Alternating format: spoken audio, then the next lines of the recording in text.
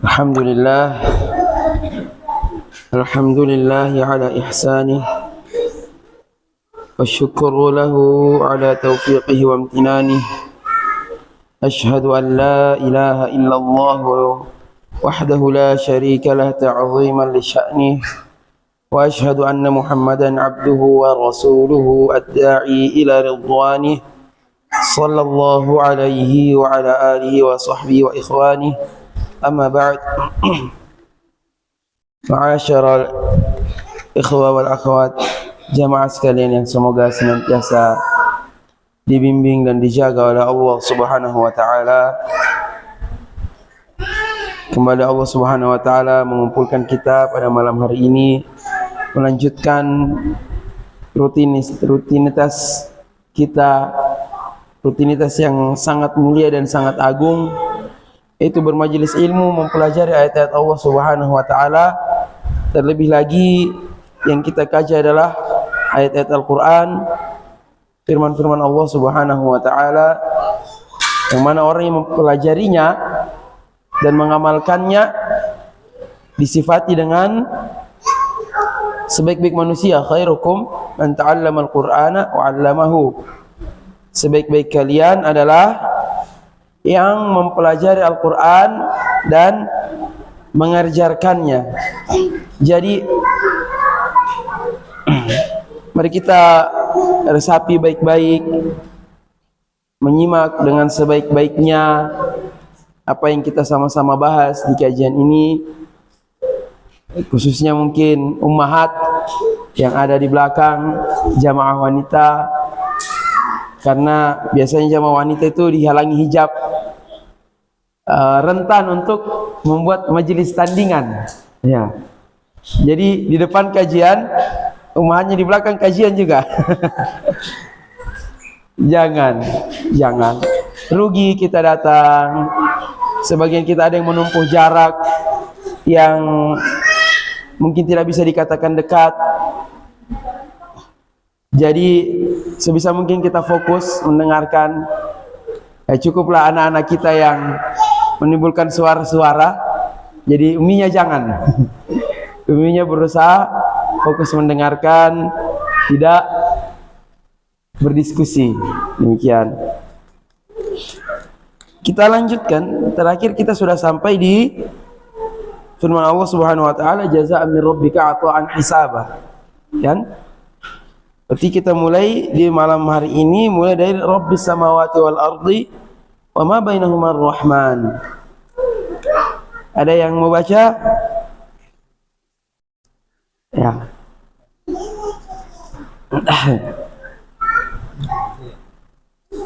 Ini ada mushaf, Masya Allah. Tabi.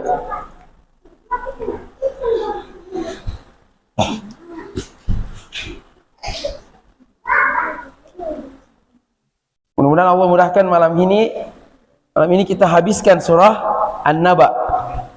Selanjutnya kita berpindah di surah, insyaallah, surah An-Nazi'at. Kita mulai dari ayat 37. Ayat 37. Rabbis samawati wal ardh.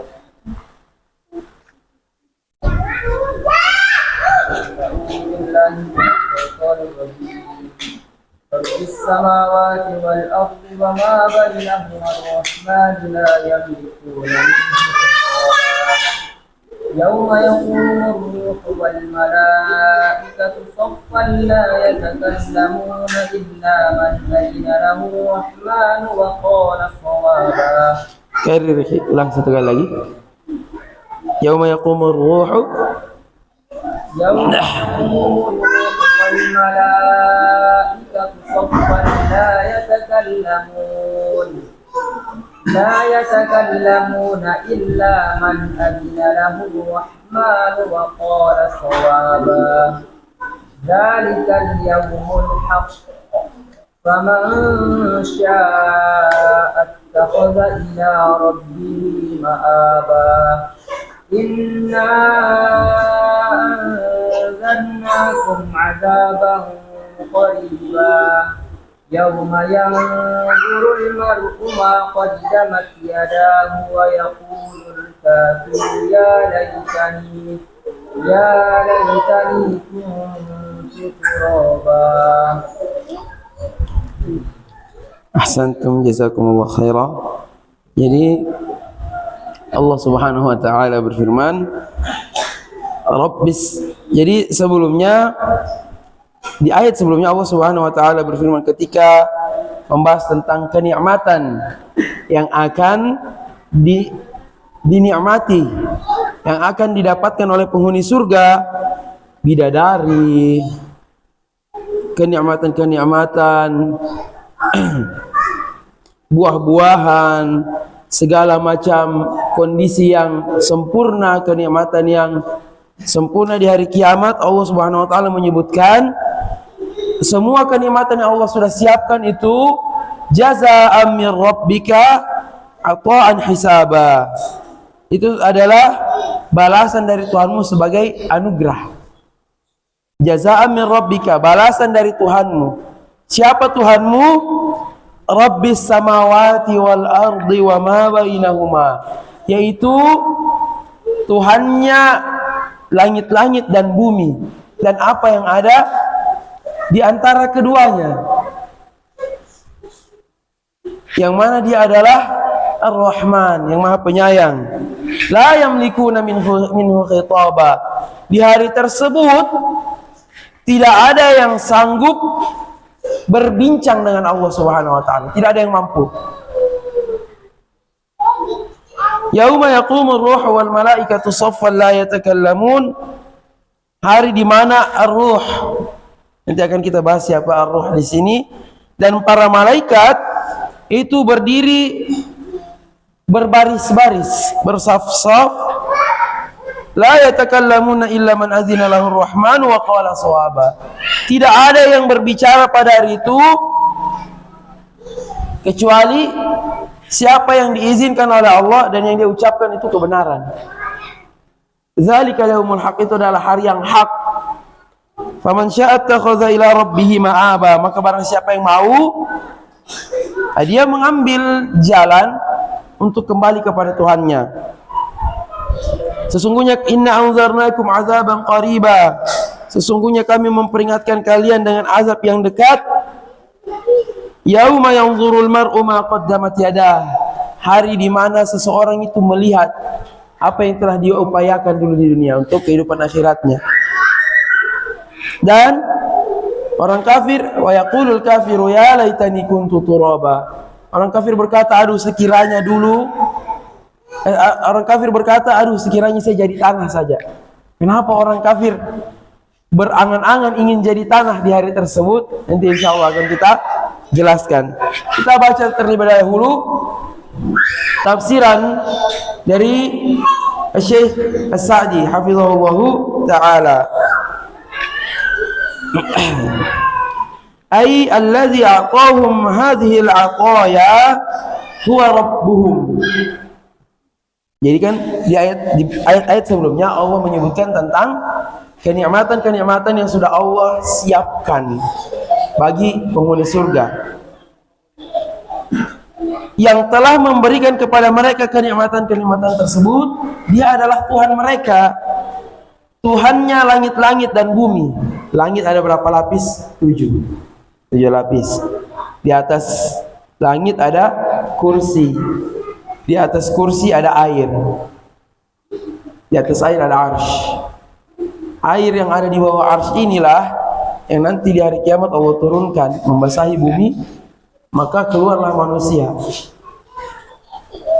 setelah terbasahi oleh air tersebut. Ini sebagian kecil dari ujung tulang ekornya yang tidak akan hancur. Itu yang berfungsi seperti benih pada tumbuhan.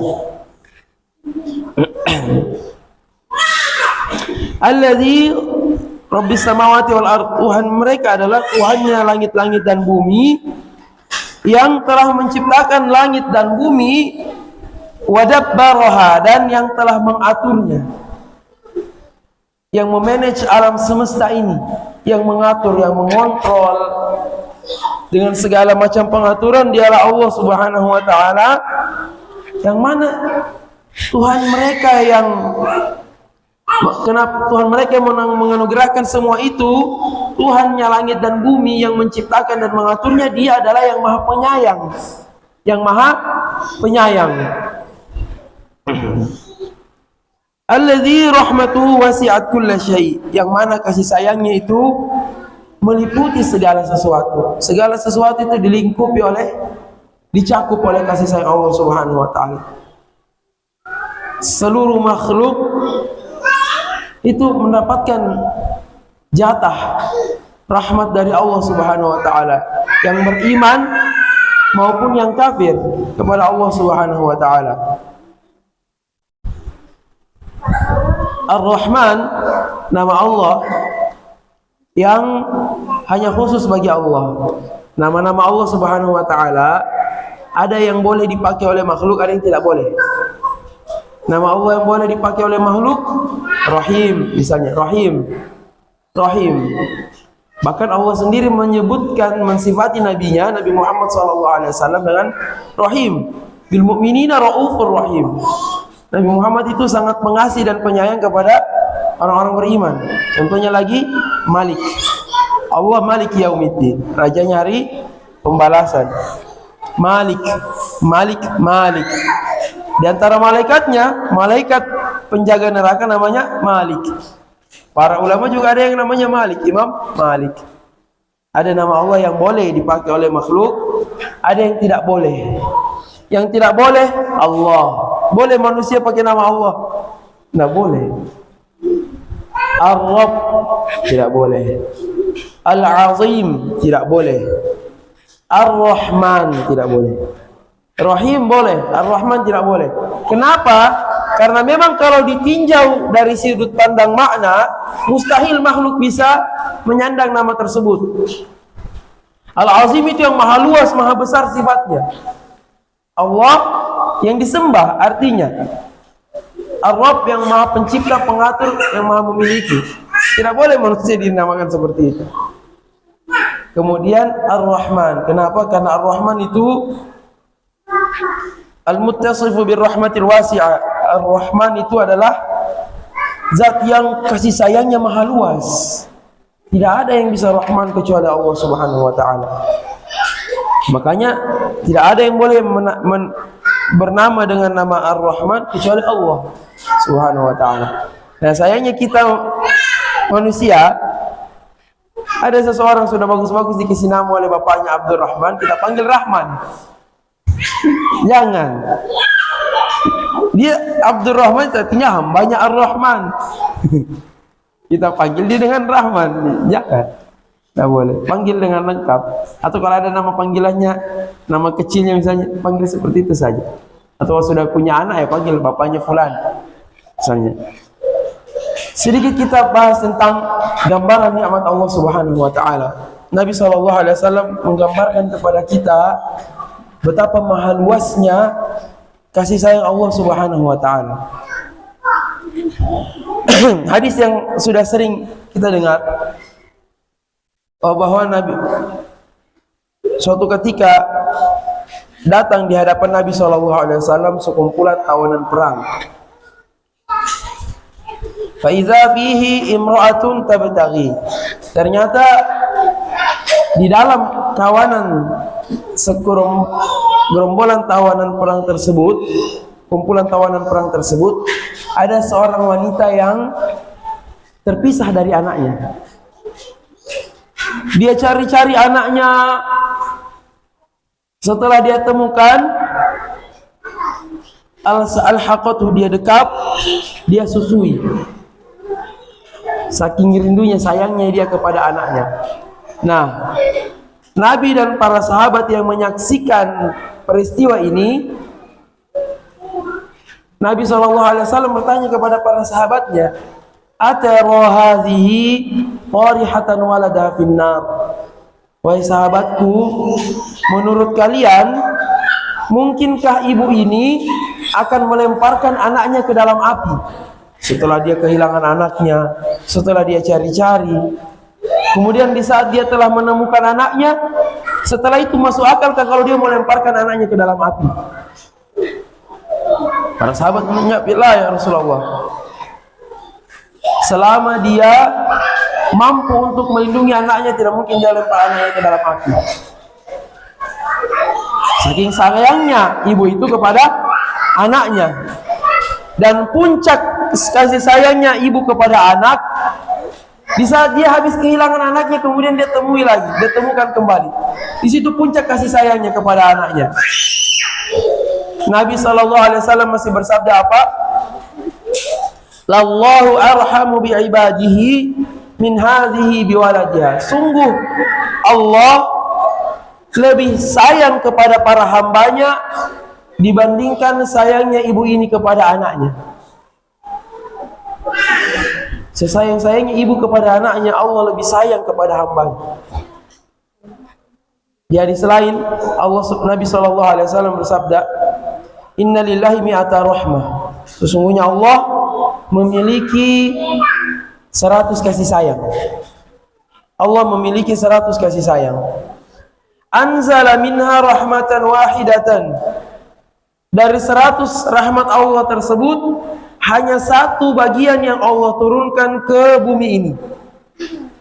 Bainal jinni wal insi wal hawami wal bahaim. Kasih sayang inilah yang Allah bagi kepada seluruh jin, seluruh manusia, seluruh hewan. Fabiha yatarahamuna wa biha yata'atafuna bainahum. Dengan satu rahmat yang dibagi triliunan inilah mereka bisa saling berkasih sayang di antara mereka. Mereka bisa saling berlemah lembut di antara mereka. Sampai dengan kasih sayang itulah hewan buas itu tidak memangsa anaknya sendiri, karena dia sayang kepada anaknya. Dari satu kasih sayang yang Allah bagi miliaran tersebut. Wa akhara 99 yarhamu biha ibadahu yaumal qiyamah. Dan Allah simpan 99 dari rahmatnya tersebut untuk Allah sayangi hamba-hambanya di hari kiamat. Makanya surga itu kenikmatannya tidak bisa dipikirkan, karena kenikmatan dunia saja, keindahan yang ada di dunia, kadang kalau kita bayangkan, kita lihat, kita saksikan, kita tidak habis pikir. Indahnya alam yang Allah ciptakan, tidak ada keindahan yang tidak henti. Dunia ini ditemukan keindahan-keindahan yang membuat manusia takjub. Nah, itu baru sepersekian dari satu rahmat Allah yang Allah bagikan ke dunia. Bagaimana lagi 99-nya? Betapa maha luasnya rahmat Allah Subhanahu wa taala. Oleh karena itulah Allah Subhanahu wa taala disebut Ar-Rahman, yang maha luas kasih sayangnya. Karena memang tidak ada yang bisa semaha penyayang Allah Subhanahu wa taala. Farabbahum wa rahimahum. Maka Allah mentarbiah. Tarbiyah ini luas cakupan maknanya. Bisa maknanya mendidik. Makanya kalau kajian kadang dinamakan apa? Tarbiyah, pendidikan. Bisa maknanya memelihara. Jadi makna yang paling mendekati. Bahasa Arab itu luas kosakatanya, maknanya dalam. Tapi kalau kita harus terjemahkan, yang paling mendekati dengan kata robba dalam bahasa kita ini memelihara. Sebenarnya masuk dalam kata tarbiyah. Robba itu menciptakan, memiliki, menguasai, memberi rezeki, itu semua tarbiyah. Bentuk pemeliharaan dan penciptaan dari Allah Subhanahu wa taala. Maka Allah memelihara kita, memelihara makhluk-makhluknya, langit dan bumi. Allah menahan bumi ini, langit ini supaya tidak jatuh. Min ghairi amadin tarawna, tanpa tiang yang kalian bisa saksikan. Bintang-bintang, benda-benda langit yang beredar di orbitnya. Terus seperti itu sampai hari kiamat. Siapa yang menahannya? Siapa yang memeliharanya untuk bisa tetap konsisten seperti itu, supaya mendatangkan kemaslahatan bagi manusia yang ada di bumi? Allah Subhanahu wa taala. maka Allah merahmati,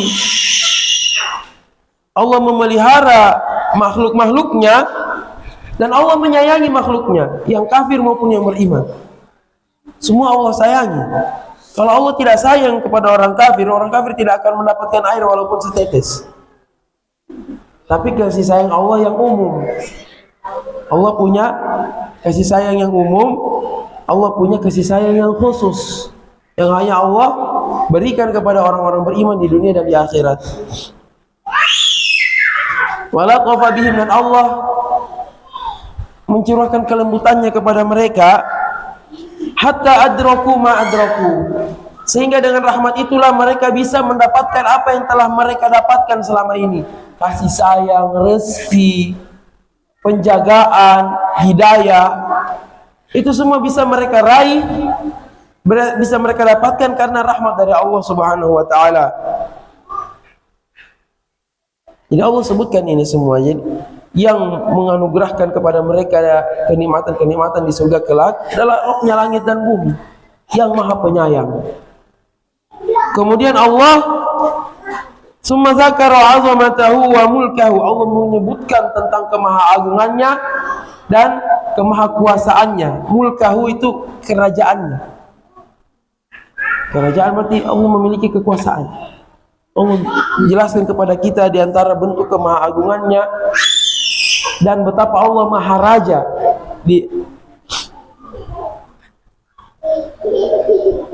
dengan Allah menyebutkan keagungannya dan kekerajaannya yang maha agung yaumal qiyamah, di hari kiamat kelak. Wa anna jami'al khalqi kullahum dzalikal yauma sakituna la yatakallamun. Saking maha agungnya Allah Subhanahu wa taala, pada seluruh makhluk di hari kiamat itu diam, tidak ada yang berani bicara. Semuanya diam, tidak ada yang berucap sedikit pun, takut kepada Allah Subhanahu wa taala. La yamlikuna minhu khitaba, di hari kiamat tersebut saking takutnya seluruh makhluk kepada Allah, tidak ada yang bisa berbicara kepada Allah Subhanahu wa taala, tidak ada satupun. Tidak ada yang bisa berbicara di hadapan Allah pada hari tersebut. Sampai-sampai di saat manusia berbutuh untuk mendapatkan syafaat, para nabi saja tidak berani. Para nabi saja tidak berani. Pergi ke Nabi Adam tidak berani. Inna Rabbi qad ghadiba al-yawm lam yaghdab mislahu qablahu wala ba'dahu. Sesungguhnya Tuhanku hari ini telah murka dengan kemurkaan yang Allah tidak pernah murka seperti itu sebelumnya dan tidak akan Allah murka seperti itu setelahnya. Di hari kiamat, makanya seluruh makhluk sangat takut di hari tersebut, sampai para nabi pun tidak berani bercakap, tidak berani berbicara kepada Allah Subhanahu wa taala. Pergi ke Nabi Adam tidak mau, minder Nabi Adam, takut, tidak berani berbicara kepada Allah. Saya dulu pernah, hari itu semua orang ingat akan dosa-dosa dan kesalahannya, takut kepada Allah Subhanahu wa taala, sampai para nabi sekalipun. Nabi Adam ingat dosanya memakan buah khuldi, Nabi Nuh pun demikian, Nabi Ibrahim, Nabi Musa, nanti Rasulullah SAW. Makanya illa man azina lahur rahman, di hari itu saking maha agungnya Allah Subhanahu wa taala, saking takutnya manusia kepada Allah, tidak ada yang mampu untuk berbicara illa man azina lahur rahmanu wa qala shawaba, kecuali orang-orang yang Allah izinkan untuk berbicara dan yang dia ucapkan pun kebenaran. Di antaranya siapa? Nabi Muhammad SAW, yang Allah izinkan untuk berbicara, bersujud di bawah ars, meminta kepada Allah untuk dimulai hisab, perhitungan amal. Ini dia maksudnya, illa man azina lahur rahman. Di hari itu tidak ada yang bisa berbicara kepada Allah kecuali orang yang Allah izinkan, kecuali Allah yang Maha Penyayang izinkan dia berbicara. Fala yatakallamu ahadun illa bihadzaini syartain, maka di hari kiamat tidak ada satupun yang bisa berbicara kecuali orang yang mengumpulkan dua syarat. Dia berbicara tapi dua syaratnya. Yang pertama, ayyazanallahu lahu fil kalam, Allah izinkan dia berbicara. Wa ayyakuna ma takallama bihi shawaba, dan yang dia ucapkan itu kebenaran. Kenapa? Lianna zalikal yaumu huwal haq, karena pada hari itu adalah hari al-haq, hari kebenaran. Maka tidak ada yang berucap kecuali kebenaran. Allazi la yaruju fihi al-batil, hari itu tidak laku lagi kebatilan. Di dunia kebatilan masih laku. Orang berbuat maksiat, melakukan kebatilan untuk meraih manfaat masih berguna di dunia. Di akhirat sudah tidak ada gunanya. Karena seseorang melakukan tindakan curang, tindak kejahatan demi meraih tujuannya, di dunia masih bisa. Di hari kiamat la yaruju fil batil, tidak laku lagi. Kalau aja yaruju itu laku, tidak laris. Di hari itu sudah tidak laris lagi, tidak laku lagi kebatilan, tidak berguna lagi. Tidak bisa lagi orang melakukan siasat untuk meraih tujuannya, tidak, hanya kebenaran. Wala yanfa'u fihil kadzib, dan di hari tersebut tidak berguna lagi kebohongan. Di dunia kadang kita masih bisa selamat dari bahaya, kita masih bisa selamat dari sesuatu yang kita khawatirkan dengan berdusta. Karena di tempat kerja kita berdusta supaya tidak dimarahi atasan, pura-pura tidak tahu ada masalah dengan keluarga, kadang orang masih berdusta. Ditilang, kenapa tidak bawa SIM? Aduh, saya lupa, Pak. Padahal tidak. Di dunia kebohongan masih bermanfaat. Di hari kiamat seseorang dihisab oleh Allah, dia berdusta untuk menutupi dirinya, tangannya yang berbicara. Dia berusaha menyangkal dengan lisannya, anggota tubuhnya yang berbicara. Hari itu adalah hari yang hak, hari kebenaran. Tidak ada lagi kebatilan, tidak ada lagi kedustaan yang bermanfaat di hari tersebut. Ini kita harus ingat-ingat. Hari itu kita tidak bisa membela diri kita seperti di dunia. Di dunia kita masih bisa berkilah, masih bisa ngeles. Di hadapan Allah kita sudah tidak bisa berbuat apa-apa lagi. Hari itu adalah hari kebenaran. Kita harus ingat hari kebenaran. Di situ yang berbicara adalah amalan kita. Yauma yaqumur ruhu wal malaikatu shaffa. Fi dzalikal yaum, pada hari tersebut, yaqumur ruh, sang ruh berdiri. Siapa sang ruh di sini? Wa huwa Jibril alaihissalam, maksudnya malaikat Jibril. Satu namanya malaikat Jibril, ar-ruh. Ar-ruh. Ar-ruhul amin. Antara namanya beliau, malaikat Jibril alaihissalam, ruh yang terpercaya untuk mengantarkan wahyu.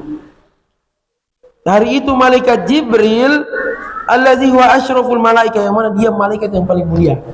Malaikat yang paling mulia malaikat Jibril. Manusia yang paling mulia Nabi Muhammad SAW. Yang mana malaikat Jibril adalah pimpinannya malaikat yang paling mulia. Makanya iblis di perang Badar, iblis kan datang bergabung dalam peperangan.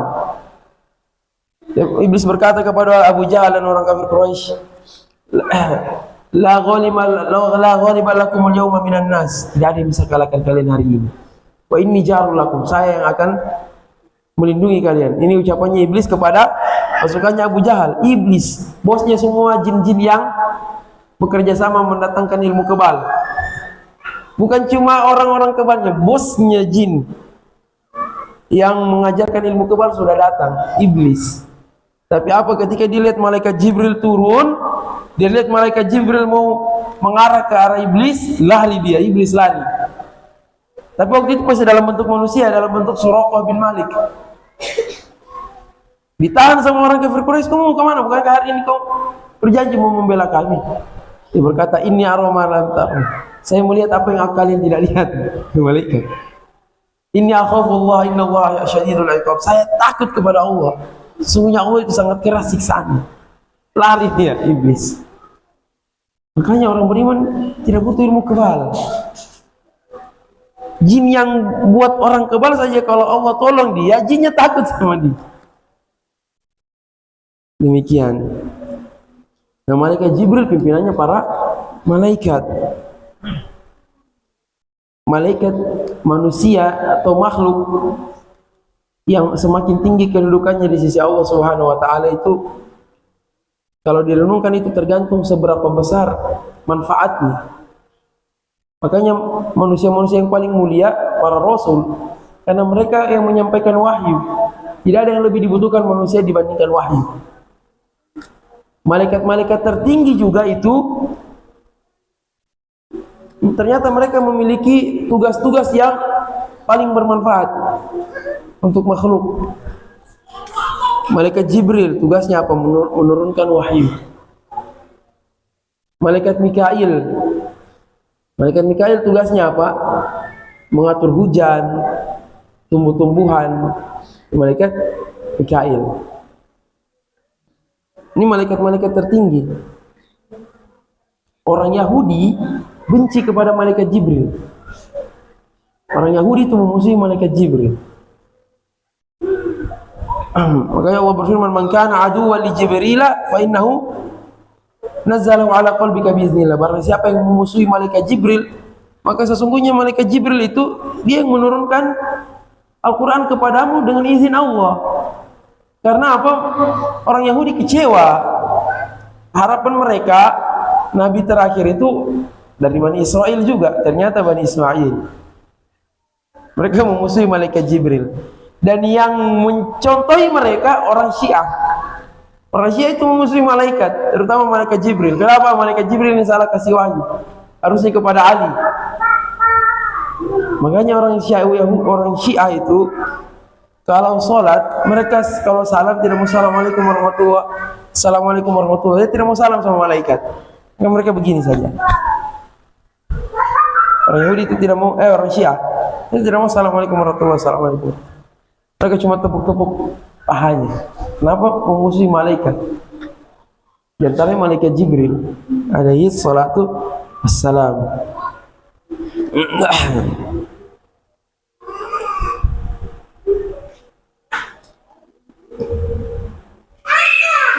La yauma yaqumur ruhu wal malaikatu, hari di mana ruh malaikat Jibril, yang mana malaikat Jibril adalah malaikat yang paling mulia, wal malaika, dan malaikat juga semuanya berdiri saffan, berbaris-baris, bersaf-saf, khadi'ina lillah, tunduk kepada Allah Subhanahu wa taala. La yatakallamun, tidak ada satupun yang berbicara illa bima azina lahumullahu bihi, kecuali dengan ucapan yang Allah izinkan mereka ucapkan.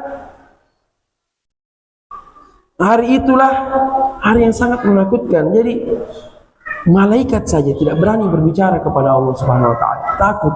Kita ini manusia apa? Apa kita ini? Apa yang kita mau andalkan? Malaikat saja takut kepada Allah Subhanahu wa taala. Malaikat kalau Allah berfirman di langit, di atas langit menurunkan wahyunya, malaikat semua pingsan. Saking takutnya kepada Allah Subhanahu wa taala. Yang paling pertama sadar malaikat Jibril alaihi salatu wassalam. Kita manusia durhakanya luar biasa. Subhanallah. Lawan virus saja kita tidak bisa. Ya, makanya kita manusia jangan sombong, jangan membangkang kepada Allah Subhanahu wa taala. Kita memohon kepada Allah hidayah. Falamma raghaba wa rahaba wa basyara wa anzara, di sepanjang surah An-Naba ini Allah Subhanahu wa taala raghaba, memotivasi kita dengan janji-janji amat surga beserta seluruh kenikmatan yang ada di dalamnya. Wa rahaba, dan Allah mengancam kita, mendatangkan kepada kita ayat-ayatnya yang membuat kita takut. Kalau bahasa manusia menakut-nakuti, tapi kan menakut-nakuti itu maknanya kurang bagus. Karena terkadang yang kita ditakut-takuti tentangnya itu bukan sesuatu yang tidak pantas ditakuti. Jadi kalau rohaba itu sebenarnya artinya menakut-nakuti, membuat takut. Jadi Allah membuat kita termotivasi dan Allah juga membuat kita takut. Di dalam Al-Quran, di dalam surah Nabi, Allah ceritakan tentang mengerikannya neraka, bagaimana kondisi penghuninya. Itu Allah rahaba, membuat kita takut. Dan Allah setelahnya menjelaskan tentang surga dan kenikmatan yang ada di dalamnya. Itu nama Allah rahaba, Allah memotivasi kita. Wa basyara wa anzara, Dan di sepanjang surah An-Naba ini Allah memberi kabar gembira kepada kita, dan Allah juga memberi peringatan kepada kita.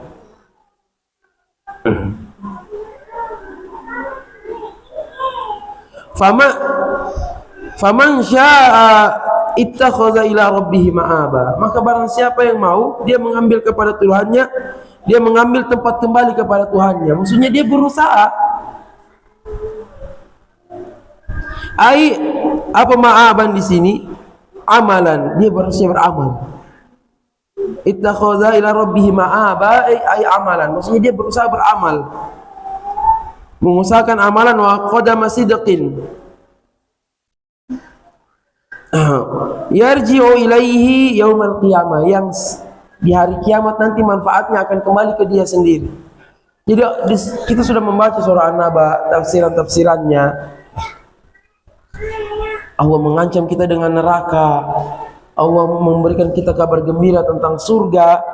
Maka apa? Barang siapa yang mau, dia mengambil jalan kembali, mengambil berusaha beramal soleh, yang mana manfaatnya akan kembali kepada dia di hari kiamat kelak. Allah berfirman, inna anzarnakum azaban qariba. Sesungguhnya kami telah memperingatkan kalian dengan siksaan yang dekat. Siksaan yang dekat. Jadi hari kiamat itu dekat. Kita saja yang merasa jauh. Padahal nanti di hari kiamat, orang kalau sudah bangkit, dia rasakan panjangnya waktu di padang mahsyar. Dia merasa hidup di dunia ini sesaat saja, cuma sebentar. Karena satu hari di hari kiamat itu sama dengan 1000 tahun di dunia. Li'annahu qad azifa muqbilan, karena hari kiamat tersebut hampir tiba, hampir datang. Wa kullu man huwa atin fa huwa qarib. Wa kullu ma huwa atin fa huwa qarib, dan semua yang akan datang itu sebenarnya dekat. Allah berfirman, innahum yarawnahu ba'ida wa narahu qariba. Orang-orang kafir menganggap hari kiamat itu jauh, mustahil. Wa narahu qariba, padahal kami memandang hari kiamat itu dekat. Dekat hari kiamat itu. Nabi SAW menjelaskan, aku diutus dalam kondisi manusia dengan hari kiamat itu kehatain, seperti ini jaraknya. Jadi di antara ciri hari kiamat itu diutusnya Rasul SAW. Jadi dari hari Rasulullah ke hari kiamat itu sudah dekat.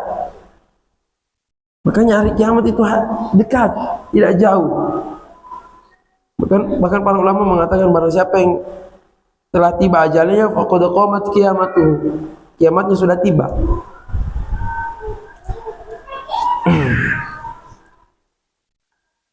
Yauma yanzurul mar'u ma qaddamat yadah, hari di mana manusia melihat apa yang sudah diupayakan oleh kedua tangannya sendiri.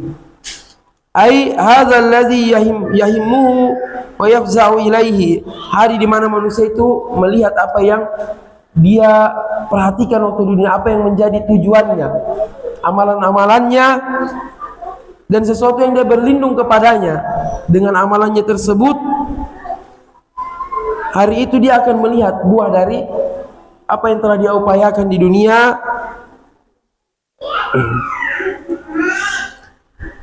Falyanzur fi hadhihi dunya ilaihi kama qala ta'ala. Maka hendaknya manusia di dunia ini, sebelum tiba hari kiamat, di dunia selagi masih Allah berikan kesempatan, selagi Allah masih berikan waktu, hendaknya dia perhatikan memang di dunia amalannya, apa yang dia sudah persiapkan untuk hari yang sangat mengerikan tersebut. Sebagaimana Allah Subhanahu wa taala berfirman, ya ayyuhallazina amanu taqullaha wal tanzur nafsum ma qaddamat lighad. Wahai orang-orang yang beriman, bertakwalah kalian kepada Allah, dan hendaklah setiap jiwa memperhatikan apa yang sudah dia persiapkan untuk hari besoknya. Besok ini di mana maksudnya? Hari kiamat. Saking dekatnya hari kiamat, Allah bilang besok, karena tidak jauh hari kiamat itu. Wattaqullaha innallaha khabirum bima ta'malun. Bertakwalah kalian kepada Allah, sesungguhnya Allah Maha teliti terhadap seluruh amalan kalian. Allah Maha teliti. Setiap detail perbuatan kita Allah tahu, Allah catat. Al-ayat Fa in wajada khairan falyahmadillah. Kalau seandainya yang dia dapati kebaikan dari amalan-amalannya, maka hendaklah dia puji Allah Subhanahu wa taala, karena Allah yang memberi hidayah kepadanya. Wa ma tasyauna illa ayyasha Allah rabbul alamin. Kalian tidak bisa berkehendak kecuali apabila Allah Rabb semesta alam berkehendak. Wa in wajada ghaira dzalika fala yalumanna illa nafsahu. Dan barang siapa yang mendapatkan selain kebaikan, maka janganlah ada yang dia celah selain dirinya sendiri. Siapa suruh dia meninggalkan amal soleh, tidak beramal? Walihadza kana al-kuffaru yatamannawna al-mauta min shiddatil hasrati wan nadam. Oleh karena itu di hari kiamat orang kafir itu berharap seandainya mereka bisa mati saja di hari kiamat. Saking menyesalnya, saking besar penyesalan mereka di hari kiamat tersebut, menyesal mereka tidak beriman. Mereka berharap seandainya mereka bisa mati, tapi di hari kiamat sudah tidak ada lagi mati. Bahkan orang-orang yang penghuni neraka berkata kepada Malik, wahai Malik, mintalah kepada Allah agar kita dimatikan saja. Tidak bisa mati lagi di hari kiamat. Kullama nadijat juluduhum baddalnahum juludan ghairuha liyazuqul azab. Setiap kulit mereka habis terbakar, Allah gantikan dengan kulit yang baru supaya mereka terus menerus merasakan siksa. Itu apa yang akan diderita oleh mereka di hari kiamat. Auzubillahi min dzalik. Syekh Sa'di di sini menutup dengan apa? Nas'alullah ayyu'afina minal kufri wasyirki kullihi. Kita memohon kepada Allah agar Allah melindungi kita dari kekufuran, dari perbuatan, dari keburukan, minal kufri wasyarr, dari kekufuran dan keburukan seluruhnya. Innahu jawadun karim. Sesungguhnya Allah Maha Dermawan, Maha mulia. Tamma tafsir surati Amma.